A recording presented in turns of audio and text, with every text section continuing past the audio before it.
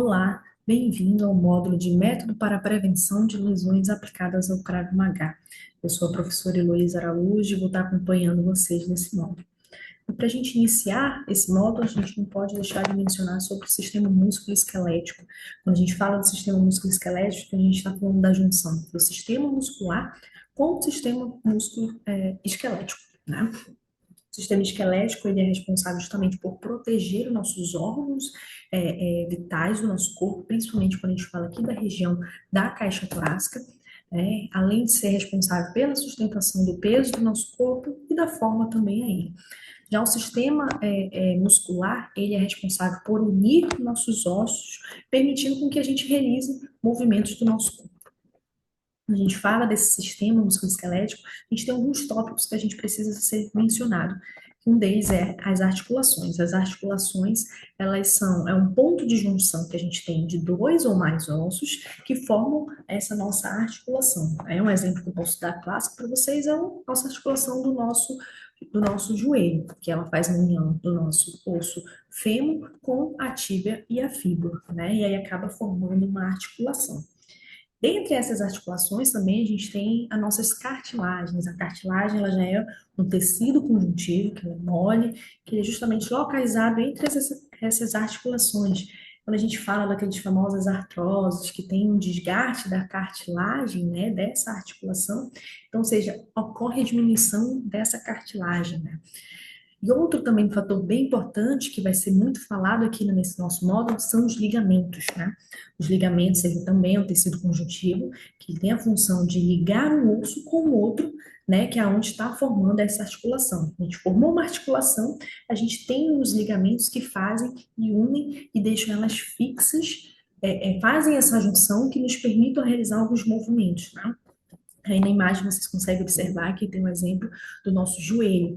Lá é o nosso joelho tem os ligamentos que acabam dando umas lesões que são, às vezes, comuns em alguns esportes, né? É aí que a gente consegue visualizar que é o ligamento cruzado anterior, né? Temos o ligamento cruzado posterior, o colateral lateral e o colateral medial, que são ligamentos responsáveis para fazer justamente ligar o nosso joelho, né? O nosso fêmur da nossa região da tíbia e da fíbula, e nos permitindo fazer alguns movimentos, né? A gente também não pode deixar de mencionar sobre o músculo, né, de fato, que a gente tem, que o que a gente vai mais mencionar aqui, que é o nosso sistema, no nosso músculo, de fato esquelético, que ele é um músculo controlado pelo nosso cérebro, né? Mas ele é considerado de forma voluntária, né? Por que que ele é voluntário? Porque nós realizamos os movimentos de forma voluntária.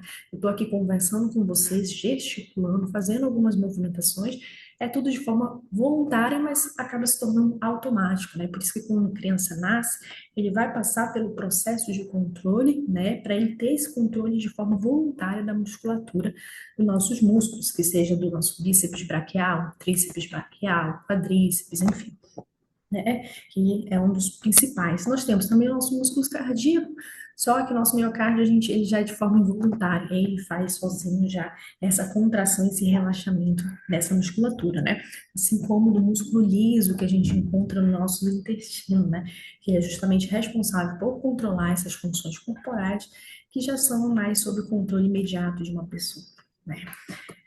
E aí, quando a gente entra para falar de lesões, a gente não pode deixar de falar que o que, que pode desencadear essas lesões, né? Muitas das vezes é por conta de algum tipo de desordem musculoesquelética, né? E aí essas lesões podem ser de vários fatores, né? Várias causas que podem desencadear, né? E aí a gente fala que pode ser de causa óssea, que pode ser por uma fratura, uma osteomielite. No nosso caso, que a gente pode ser frequente não, mas pode acontecer, vir a acontecer dentro de um treino, é uma fratura. Quando você realiza um movimento errado, você faz um bloqueio, faz algum tipo de intervenção de técnica de forma errada e com o impacto pode gerar uma fratura, né? E o segundo causa também, que é uma também mais frequente, é as lesões musculares, né? Que eu vou estar falando mais à frente para vocês. A lesão muscular é quando ocorre justamente um estiramento excessivo ou ruptura das nossas fibras musculares. Nós temos o nosso músculo ele é cheio das nossas fibras musculares, né? E aí, quando ocorre um estiramento, quando ela estica de forma excessiva, pode causar algum tipo de lesão. Além de tendão também, tendão o que que é? Nós temos nossos músculos e no finalzinho de cada músculo nós temos os tendões, né? Que é justamente os tendões que se fixam nos ossos que nos permitem realizar os movimentos. Ah, mas isso vai influenciar em quê no Krav Maga? Se a gente pega aquele indivíduo que já apresenta algum tipo de inflamação desse tendão, seja tendinite, tenossinovite, epicondilite, bursite, né? Ou a bursa pode estar inflamada, a gente tem que ficar atento, porque se já está inflamado, já tem uma lesão presente, a gente tem que observar e ficar atento se não pode desencadear ou aumentar essa lesão. Então, temos que ficar bem atentos para saber o que realizar e o cuidado que a gente tem que ter com esse indivíduo, né? Outros tipos de causas de lesões que podem vir a apresentar são de entorse, né? Com entorse, o que acontece? Ocorre uma ruptura ou uma lesão excessiva de uma articulação, ela passa da amplitude dele que a gente vai ver mais à frente. E aí pode causar um estiramento ou uma lesão ligamentar, de um ligamento, seja entorse de tornozelo, seja entorse de punho, de joelho, né? E aí a gente tem também uma causa, algum motivo que pode causar uma lesão. Pode ser articular, né? Quando a gente fala de alguma luxação. Nós lembra que nós temos nossos ossos aqui e eles têm de forma contínua, estão ligados pelos nossos ligamentos, mas pode acontecer de alguma lesão vir a tirar ele do posicionamento, certo? E aí, quando a gente fala isso, a gente fala de luxação, né? Não houve uma descontinuidade do nosso osso, né? E aí, se ocorre essa luxação, aí a gente tem que ficar atento, porque nós não vamos colocar no lugar, nós temos que nos dirigir a um pronto-socorro para fazer esse ajuste que o médico vai realizar. E outro fator também pode ser uma causa é na coluna vertebral, aquele indivíduo que apresenta uma lombalgia, já tem uma escoliose presente acentuada, e aí é um indivíduo que a gente tem que ficar atento que dependendo da técnica, ele pode ter algumas dificuldades, né? Por exemplo, que eu posso estar dando para vocês, um indivíduo que apresenta uma escoliose de forma acentuada, se for realizar uma técnica de rolamento ou amortecimento, principalmente rolamento, ele vai ter uma certa dificuldade, né? Mas nada que o impeça, dependendo do tipo de ajuste e adaptação que a gente pode estar fazendo com ele, né? E além do mais, também a gente aí vem com as lesões musculares, que é algo que a gente tem que ficar atento, né? As lesões musculares, ela é muito frequente na parte de traumas, na parte desportiva, né? Falando em Krav Maga, o Krav Maga é uma prática esportiva, desportiva, e acaba ficando presente as lesões musculares em cerca de 10 e 55% de lesões no esporte, né? Luiz, então você está me falando que no Krav Maga pode terminar a lesão? É, se eu tenho uma faixa preta, uma faixa verde, azul, eu não vou ter lesão, o iniciante vai ter propenso? Não é assim que eu quero dizer. Independente da faixa, todos nós estamos propensos a ter algum tipo de lesão. Podemos estar propensos a ela, né? Só que aí, justamente, o objetivo desse módulo é a gente saber até que ponto a gente tem que treinar, até que ponto que a gente tem que alinhar para evitar essa lesão, né? E aí a gente fala de lesão muscular, e aí as principais causas que podem estar propensas é o quê? Longos períodos de afastamento do esporte. Então, vem aquele aluno que faz uns 2 meses que não treina, um mês que não treina, já quer retornar ao esporte, a prática do Krav Maga, da mesma forma dos que estão vindo de forma contínua, diariamente, né, durante os treinos. Esse é um indivíduo que pode estar propenso a apresentar algum tipo de lesão muscular. Então, temos que ficar atentos também. Reincidências de lesões anteriores, então ele já é um indivíduo que já teve lesões aí presentes, então tem que ficar atento que ele pode acabar apresentando de novo, se não tiver tratado de forma correta, né, feito uma boa reabilitação. Perda de rendimento esportivo também, aquele indivíduo que passou aquele tempo sem vir, deu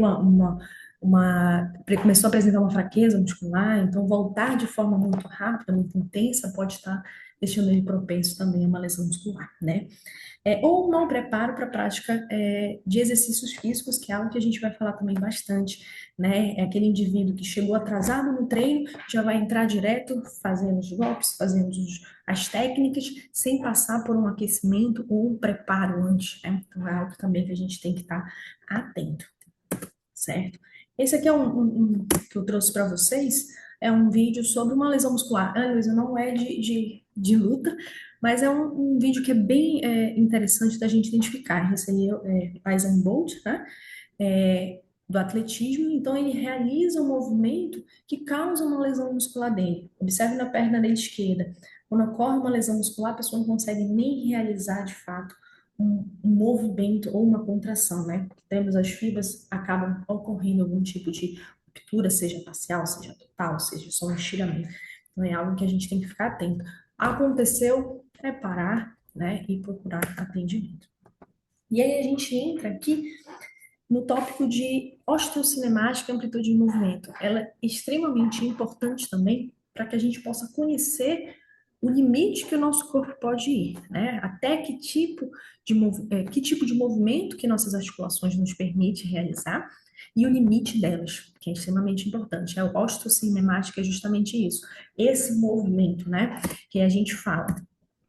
Mas antes da gente começar, algo que a gente precisa saber. Sempre quando a gente fala de movimento, a gente precisa saber a posição anatômica.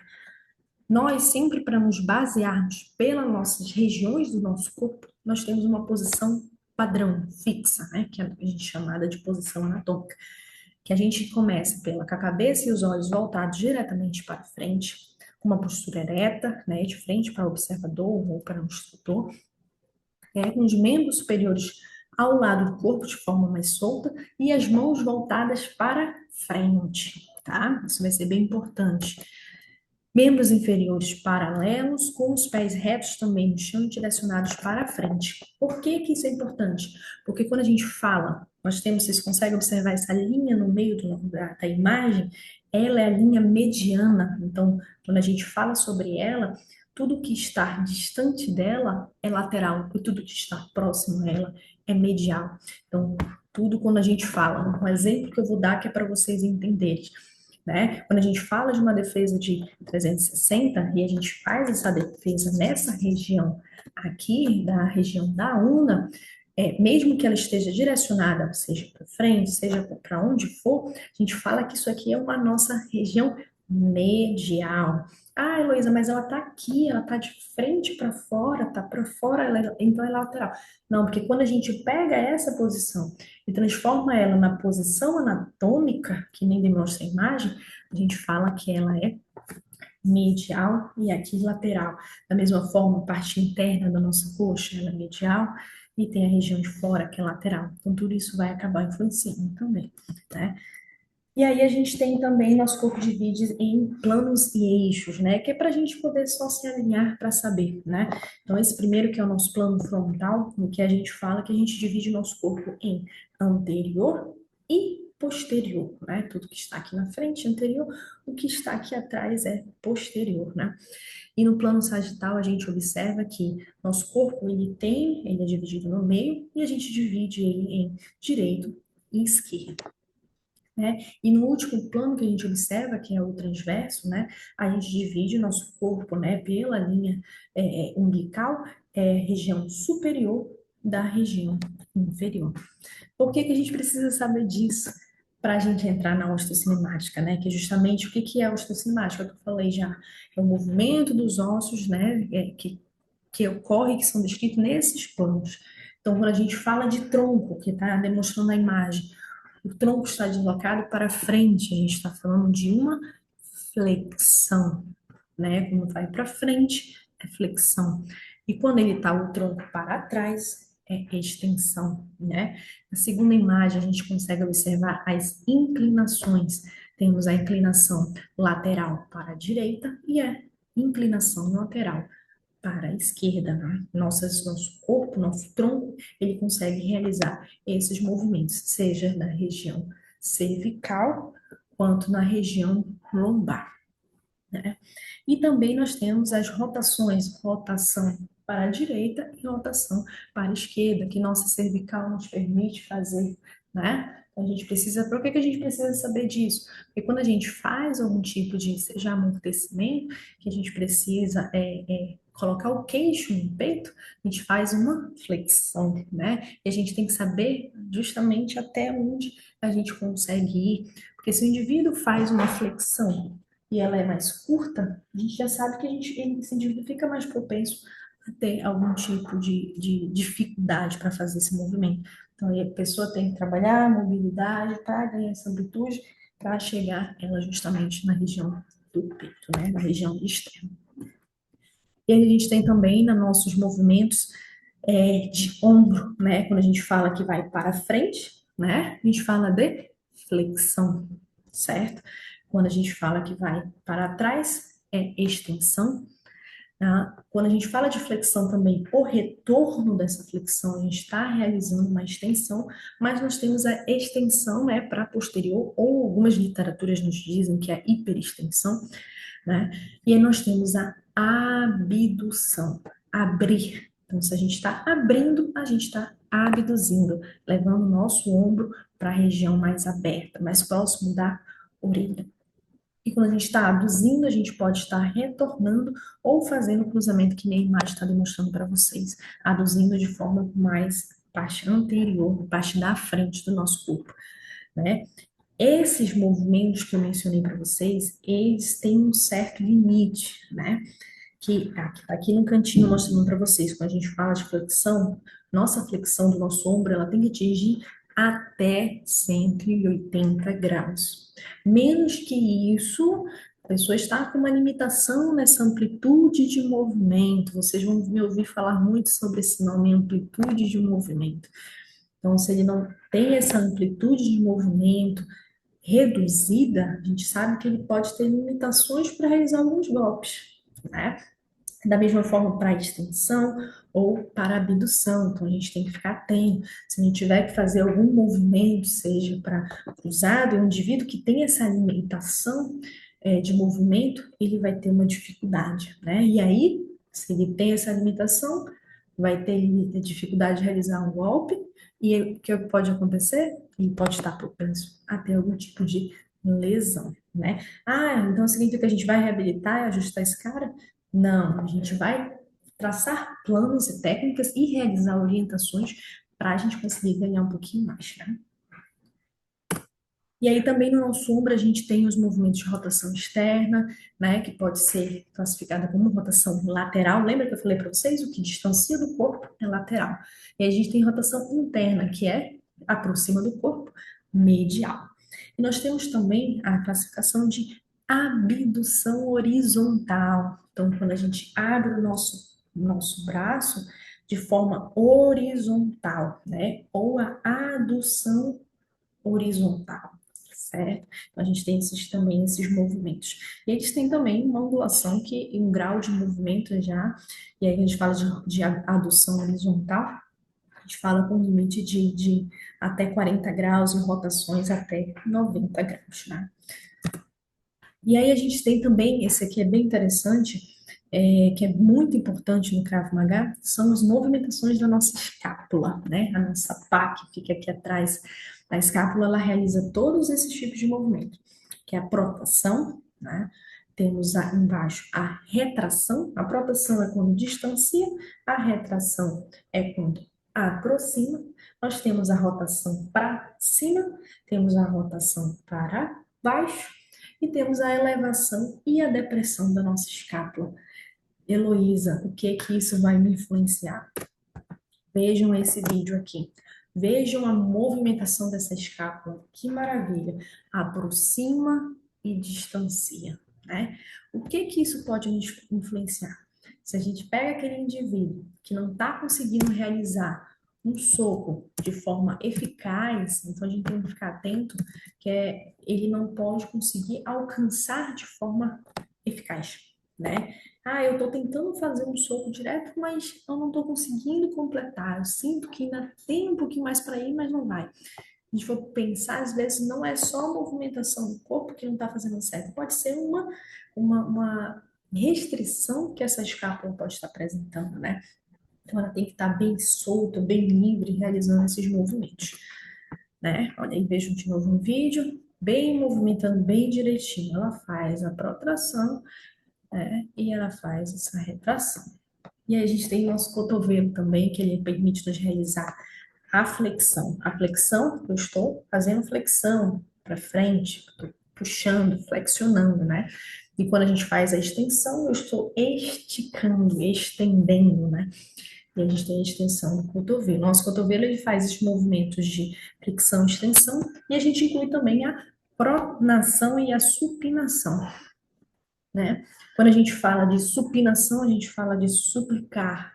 Se a gente está suplicando, a gente está na posição de supinação, né? E a gente tem a pronação também. Ó, esse movimento do cotovelo vale dar um exemplo. Se o indivíduo não tem, não consegue fazer uma extensão completa, né?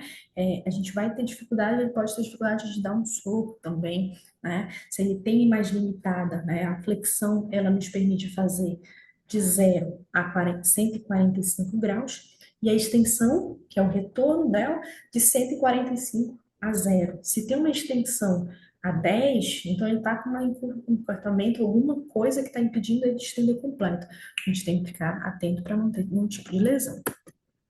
Nosso punho também, ele faz os movimentos de flexão e extensão. Agora buguei tudo. Não disse que flexão é para frente, só que lembrem da posição anatômica.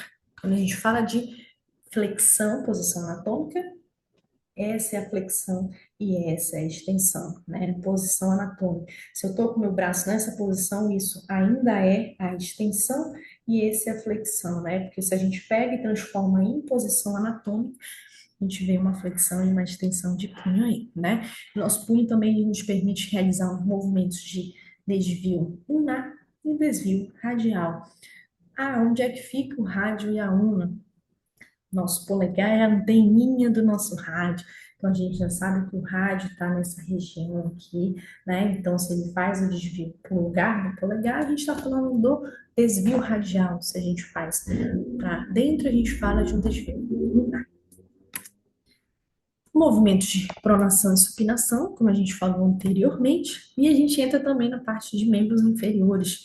Mesma situação, a gente fala de flexão, a gente fala de flexão de quadril, quando o nosso corpo ele vai para frente, né? A gente desloca o nosso quadril para frente e a gente tem a extensão, que é esse retorno, né? E a gente vem, já fica atenta para chute, né? Chute, para joelhadas. Quando a gente fala também de abdução, lembra? Abrir, e a gente fala de adução, esse retorno para fechar, né? O nosso quadril nos permite realizar esses movimentos, além das rotações laterais e mediais, né? Que é a rotação interna e externa. Se a gente roda o nosso quadril para dentro, é interna. Se a gente roda o nosso quadril para fora, nossa articulação, nosso fêmur é uma rotação externa. Aí a gente entra no joelho. Nosso joelho ele nos permite realizar uma flexão, né? Que nem mostra no vídeo. Flexão, o meu pé vai lá para trás na flexão. E na extensão é quando a gente estende, a gente vai deixa ele bem estendido, bem retinho, né? E a gente, além da flexão e extensão, o nosso joelho, ele, quando está nessa angulação de 90 graus, ele nos permite realizar uma rotação lateral e uma rotação medial, né? Lateral, e medial. E ela nos permite realizar pelo menos até uns 40 graus de ambas, né? E nosso tornozelo. Nosso tornozelo, isso é bem importante, né? Que a gente ficar atento a saber o limite que nossa articulação vai. Então, quando a gente fala de dorsiflexão, né? A gente está trazendo essa região dos dedos para próximo da gente. Então, a gente faz uma flexão dorsal, porque é o dorso do nosso pé. Então, a gente faz uma dorsiflexão. E quando a gente faz, fica no pé de bailarina, a gente está fazendo uma plantiflexão ou flexão plantar, né?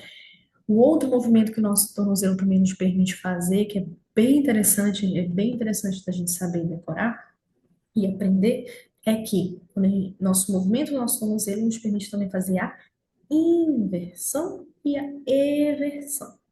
Inversão, vamos sempre nos basear pelo nosso polegar, nosso dedo, nosso hálux, né, nosso dedão do nosso pé.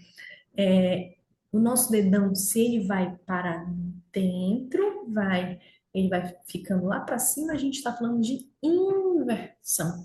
Se a gente está levando o nosso dedão lá para baixo, a gente está falando de eversão, certo?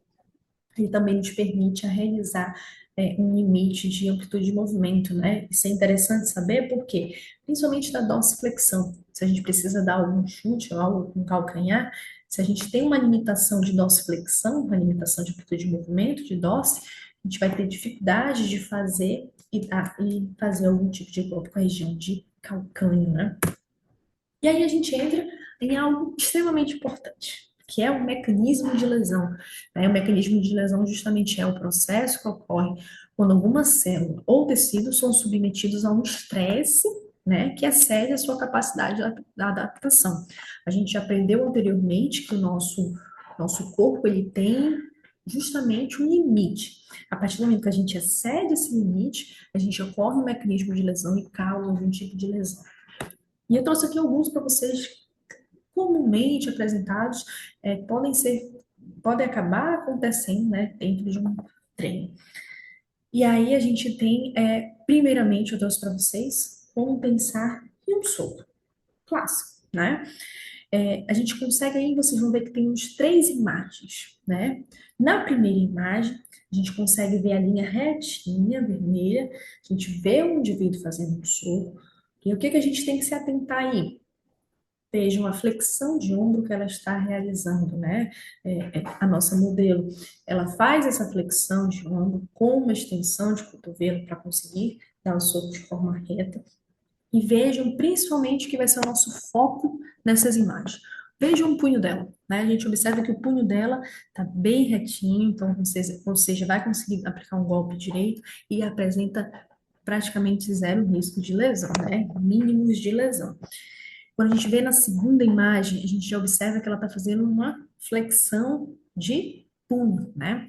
Tanto a setinha roxa apontando para baixo, a gente já sabe que um soco não vai sair direito, ela pode torcer o punho, pode causar alguma lesão para ela. Aí, da mesma forma, na terceira imagem que a gente observa que ela está fazendo um pouquinho de extensão aí de punho, que também pode desencadear.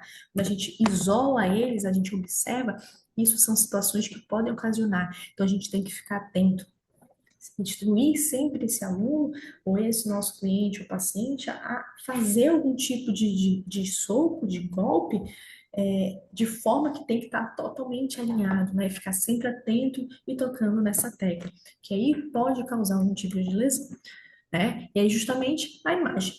Aqui a gente observa que ela está sem luva, sem nada. Aqui nessa imagem a gente observa já com luva. É da mesma forma, ficar atento para não exceder esse limite de amplitude de movimento que nossa articulação nos permite. Então, a gente tem que ficar atento. Se faz algum tipo de flexão, né, essas listras vermelhas aí mostrando, se fizer alguma flexão ou extensão, a gente tem que ficar atento, a gente tem que ser um soco reto, certo? Para ter menos risco de lesionar esse indivíduo. Com a luva, que tem que estar atento, porque a luva, mesmo que ela estabilize, em algum momento a gente pode acabar realizando esse mecanismo de lesão, ok? E aí eu trouxe um videozinho aqui para vocês, né? A gente viu aqui punho, certo? E agora a gente vai ver aqui de joelho. Vejam essa luta, o que que acontece aqui. A de amarelo na perna esquerda dela. Ó, lesionou, né? Isso é um mecanismo, claro que isso aí a gente está vendo algo excessivo, é uma competição, tudo mais, mas é para a gente entender o que que pode ocasionar um entorse de joelho. Aí, nesse mecanismo de lesão, provavelmente lesionou um ligamento colateral medial, ligamento cruzado anterior, se não machucou também o menisco dela, né? É algo excessivo, mas... E aí eu trouxe outro vídeo para vocês, tá? Esse vídeo, fiquem atentos, né? No membro inferior esquerdo dela. Então, ela vai fazer um movimento, está em slow motion para melhor visualização. Levantou, pousou, ficou. Certinho? O que é que a gente consegue observar? Vejam a imagem do lado que eu trouxe para vocês.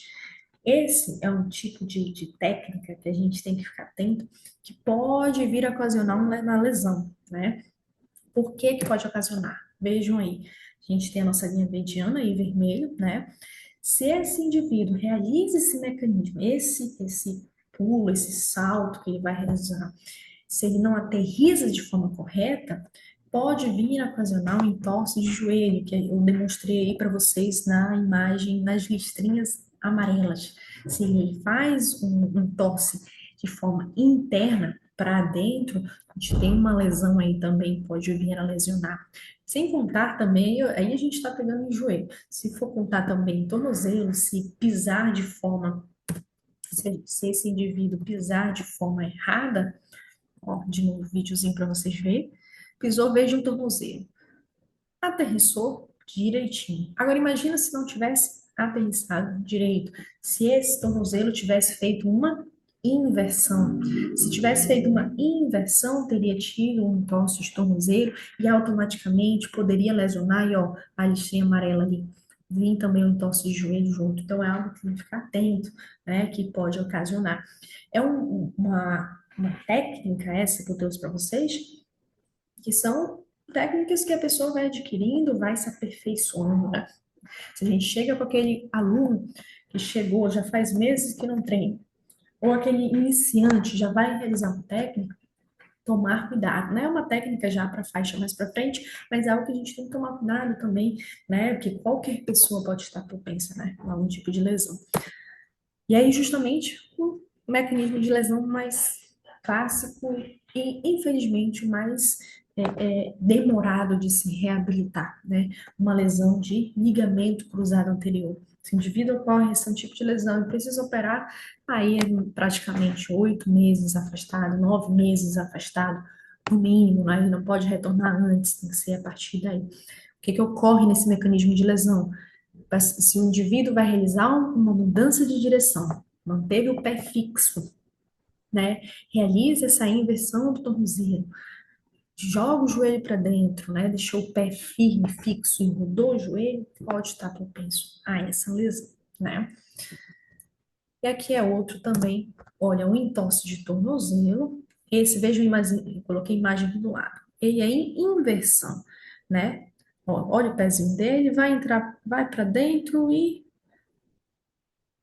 vai pisar, pisou e entrou, né? Então, isso daí é futebol, mas é só para vocês terem uma noção de como acontece, né? Outro tipo de lesão aqui também, ó, para dentro, quando a gente fala de eversão, você tem que tomar mais cuidado, né? É outro tipo de mecanismo de lesão que pode vir a acontecer. É que nem a gente viu naquela imagem aqui, da nossa modelo, a gente for pensar, ela fez uma aterrissagem também, então pode acabar acontecendo algum tipo de lesão, mas fez direitinho, né? E essas foram as referências utilizadas. Muito obrigada.